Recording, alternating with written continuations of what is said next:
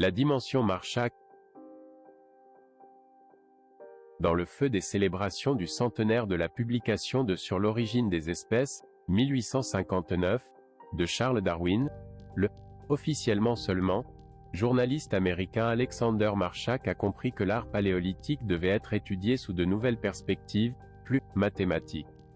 Intégré depuis 1963 comme chercheur associé au Peabody Museum of Archaeology de l'université Harvard, il publie en 1964 dans la revue Science le premier d'une importante série d'articles dans lesquels il réinterprète des séries spécifiques de points peints sur les murs ou de lignes griffonnées en os.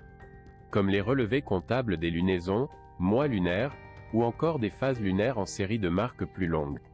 En analysant les tracés de peintures mésolithiques espagnoles publiés par Breuil en 1933, il constata que dans l'abri de la calderita à Badajoz, bien que Breuil et Marshak l'appellent « la vigna », on pouvait observer un anthropomorphe pensif entouré de 30 points, avec des boucles représentant phases d'une lunaison. Une représentation analogue, mais moins explicite, aurait été observée dans un autre tableau avec près d'une trentaine de marques entourant un symbole, simplification possible d'une personne, sur l'abri du Canchal de Muhammad à Salamanque. Pratiquement, c'est ainsi qu'est né un nouveau domaine d'étude de la préhistoire, l'archéoastronomie.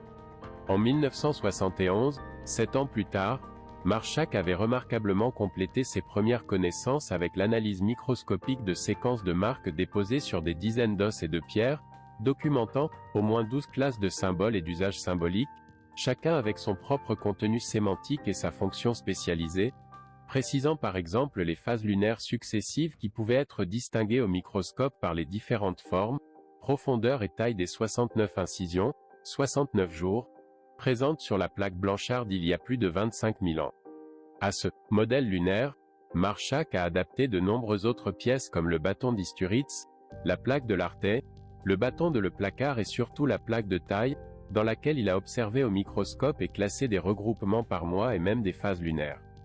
Dans les ensembles et sous-ensembles de ces plusieurs centaines d'incisions, nous avons appelé cette approche en 2010 Marshak-Bund, parce qu'il est l'auteur qui a poussé le plus loin les interprétations mathématiques que les préhistoriens professionnels comme Derrico et d'autres continuent de développer.